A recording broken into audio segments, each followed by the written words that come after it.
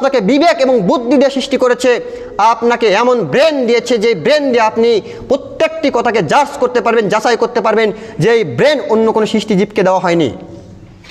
আপনি গরুর সামনে 10 মিনিট কথা বললেন, কথা বলে গরুকে বলেন যে আমি কয়টি কথা ঠিক বলেছি, কয়টি কথা ভুল বলেছি, বলতে পারো? গরু বলতে পারবে? আপনি জঙ্গলে যান, বাঘকে বলেন বাঘের সামনে 10 মিনিট কথা বলেন, আপনি সিংহর সামনে 10 মিনিট কথা বলেন, কথা বলে বলেন যে বাঘ তুমি বলো, তুমি এত শক্তিশালী প্রাণী, আমি কয়টি কথা ভুল বলেছি, কয়টি কথা সঠিক বলেছি, তুমি বলো, বলতে পারবে? একমাত্র মানুষ পারবে, যে মানুষকে আল্লাহ সুন্দর আকার আকৃতি বিবেক এবং বুদ্ধি দিয়ে সৃষ্টি করেছে। কিন্তু আজকে এই মানুষ এই মুকাল্লিদে পরিণত হওয়ার কারণে এতটা অধঃপতন হয়েছে যে যাই যা বলছে সেটাই মেনে নিচ্ছে। দুঃখজনক হলেও সত্য, আজকে মুসলিম উম্মার বিভক্তির অন্যতম একটা কারণ হচ্ছে অন্ধ অনুসরণ। আপনি খুলুন সূরা নাহাল 43 এবং 44 নম্বর আয়াত, আল্লাহ সুবহানাহু ওয়া তাআলা বলছেন ফাসআলু আহলায যিকরি ইন কুনতুম লা তা'লামুন বিল বায়িনাতি ওয়াজ জুবুর। হে পৃথিবীর অজানা মানুষ, তোমরা যারা জানো না, তোমরা জানো জানা মানুষের কাছ থেকে, যিনি জানে তার কাছ থেকে তুমি জানো, বিল বায়িনাতি ওয়াজ জুবুর, এবং প্রমাণ সাপেক্ষে জানো। আল্লাহ কি বললেন? যে তুমি জানো না, যাই জানে তার কাছে জানো, প্রমাণ ছাড়া জানো। আজকে যদি মুসলিম উম্মাহ প্রত্যেকটি কথা যাচাই বাছাই করে গ্রহণ করত, তাহলে মুসলিম উম্মাহ শতটা দলে বিভক্ত হতো না। কেন? মুসলিম উম্মাহকে পথ প্রদর্শক হিসাবে যাকে পাঠানো হয়েছিল তিনি হচ্ছেন মুহাম্মদ সাল্লাল্লাহু আলাইহি সাল্লাম, যার ব্যাপারে কোনো ইখতিলাফ নেই। মুহাম্মদ সাল্লাল্লাহু আলাইহি সাল্লাম যার আদলে মুসলিম উম্মাহকে সঠিক পথের দিশা দিবে, সেটা হচ্ছে মহাগ্রন্থ আল কোরআন, যার ব্যাপারে কোনো ইখতিলাফ নেই। আছে নাকি? নেই। তাহলে মুসলিম উম্মাহ বিভক্ত কেন? সম্মানিত উপস্থিতি, এই পরপর 3টি আয়াত পেশ করলাম। এই 3টি আয়াত থেকে স্পষ্ট প্রমাণিত হচ্ছে যে মুসলিম উম্মাহর বিভক্তির কারণ হচ্ছে অন্ধ অনুসরণ, অর্থাৎ তারা মানুষের কথাকে বিশ্বাস করে যাচাই বাছাই ছাড়া। আজকে যদি মুসলিম উম্মাহ প্রত্যেকটি কথাকে যাচাই বাছাই করে গ্রহণ করত, তাহলে এক উম্মত হিসাবে কিয়ামতের মাঠে দণ্ডায়মান হতো, শতটা দলে বিভক্ত হওয়ার সুযোগ ছিল না। সম্মানিত উপস্থিতি, দেখেন সাহাবীদের যুগে কোনো ইখতিলাফ হয়নি, কোনো বিভক্ত হয়নি, কোনো ফেরকা সৃষ্টি হয়নি। কেন? সাহাবীরা ছিল আল্লাহ এবং আল্লাহর রাসূলের মূলনীতিতে 100তে 100 অনুসারী। আপনি খুলুন সহিহ বুখারী 6245 নম্বর হাদিস।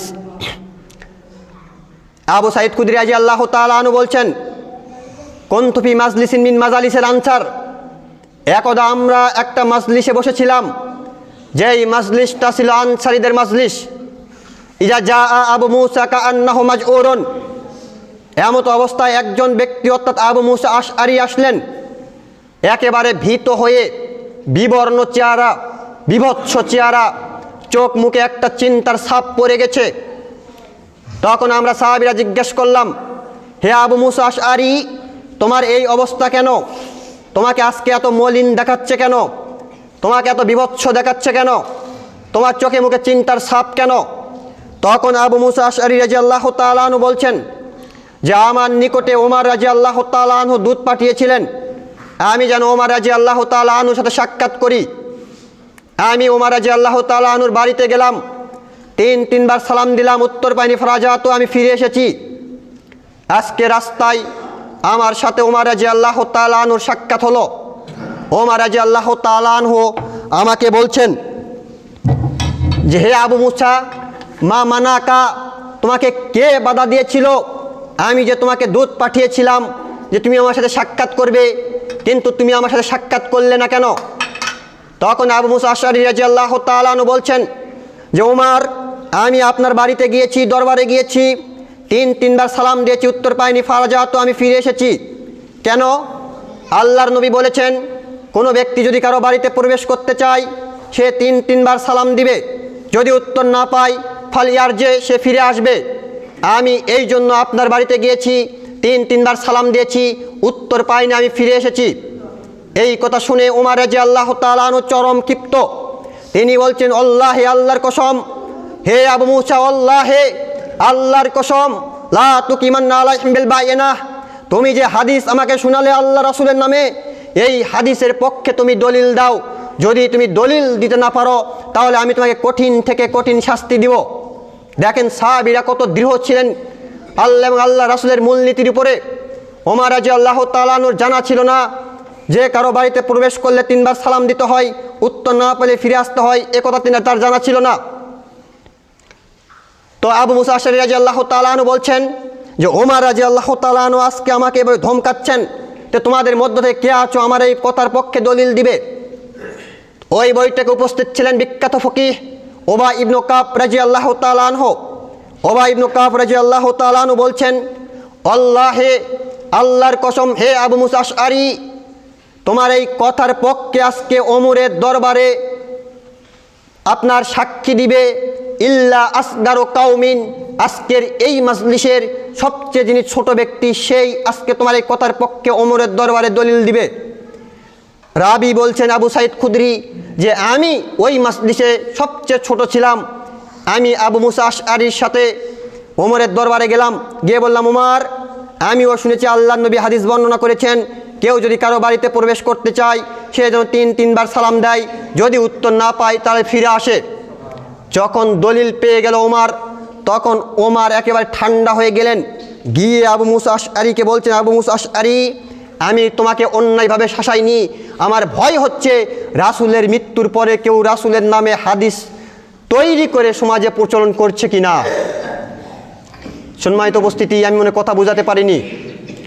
ওমর রাদিয়াল্লাহু তাআলা আনহু ওই সময় জানা ছিল না আল্লাহর নবীর এই হাদিস, আর আপনার মাযহাবের ইমাম নাকি সবই জানে, আপনার বুজুর্গানের দিন নাকি সবই জানে, আপনার আল্লামা নাকি সবই জানে, যার কথা আপনাকে তদন্ত করতে হয় না, অথচ একজন সাহাবীর কথা আরেকজন সাহাবী তদন্ত ছাড়া গ্রহণ করছে না।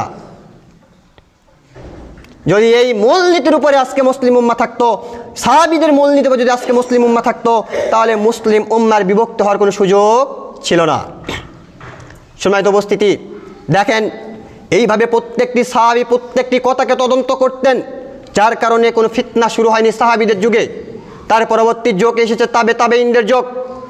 তাবেঈনদের যুগে এইভাবে প্রত্যেকটি কথাকে তদন্ত করা হতো, সে যত বড়ই মুহাদ্দিস হোক, যত বড় আলিম হোক, যত বড় আল্লামা হোক, যার কারণে তাবেঈদের যুগে কোনো বিভক্ত সৃষ্টি হয়নি। প্রমাণ নেন তাবেঈ বিদ্বান মুহাম্মদ ইবনে শিরিন, যার জন্ম 33 হিজরিতে, মারা গেছে 110 হিজরিতে। এই প্রখ্যাত তাবেঈ বিদ্বান মুহাম্মদ ইবনে শিরিন বলছেন, লাম ইয়াকুন ইয়াসআলুনা আনিল ইসনাদ, আমরা কখনো কোনো হাদিস শুনলে সে হাদিসের সানাদ জিজ্ঞাসা করতাম না। যখনই কোনো ব্যক্তি আমাদের সামনে কোনো হাদিস নিয়ে আসতো, তখন আমরা কান খাড়া করে সে হাদিস শুনতাম। কেন? এই জন্য শুনতাম যে আল্লাহ এবং আল্লাহ রাসূল বলেছে, এই জন্য শুনতাম। ফালাম্মা ওয়াকাতিল ফিতনাহ, যখন ফিতনার যুগ চলে আসলো, যখন ফিতনা শুরু হয়ে গেল, যখন মানুষ আল্লাহ রাসূলের নামে নতুন নতুন হাদিস তৈরি করে সমাজে প্রচলন করতে শুরু করলো, তখন আর আমরা হাদিস শোনার সাথে সাথে সেই হাদিসকে বিশ্বাস করতাম না। ফালাম্মা ওয়াকাতিল ফিতনাহ, যখন ফিতনার যুগ চলে আসলো, তখন কোনো হাদিস কোনো ব্যক্তি আমাদের সামনে নিয়ে আসলে সাম্মু লানা রিজালাকুম, আমরা জিজ্ঞাসা করতাম যে তুমি যে হাদিস শোনালে এই হাদিসের আপনার সানাদ বলো, এই হাদিসের মধ্যে বর্ণনাকারী কে কে আছে তাদের নাম বলো। ফায়ানজুরা আহলে সুন্নাহ, যদি আমরা দেখতাম বর্ণনাকারী আহলে সুন্নাতের আল জামাতের অন্তর্ভুক্ত, ফা ইউখাযু হাদিসুহুম, তখন আমরা হাদিস গ্রহণ করতাম। ওয়া ইয়ানজারু ইলা আহলিল বিদআ, আর যদি দেখতাম যে হাদিসের বর্ণনাকারী হচ্ছে বেদাতীদের অন্তর্ভুক্ত, ফালা ইউখাযু হাদিসুহুম, তখন আর আমরা তাদের হাদিস গ্রহণ করতাম না।